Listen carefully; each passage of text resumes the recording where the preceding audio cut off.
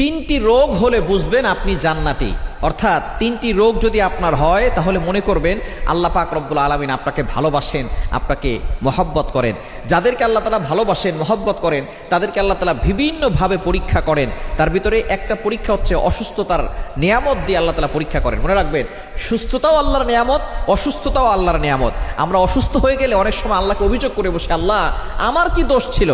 কত মানুষ সুদ খায়, ঘুষ খায়, তার কোনো সমস্যা হয় না, আল্লাহ তুমি শুধু আমাকে দেখো, খবরদার এরকম অভিযোগ করবেন না। সুতরাং অসুস্থ হলে তিনটি রোগ যদি আপনার হয়, মনে করবেন যে আল্লাহ আপনাকে ভালোবাসে এবং আল্লাহ আপনাকে জান্নাত দিতে চাচ্ছেন। এক নাম্বার হচ্ছে যদি জ্বর হয়।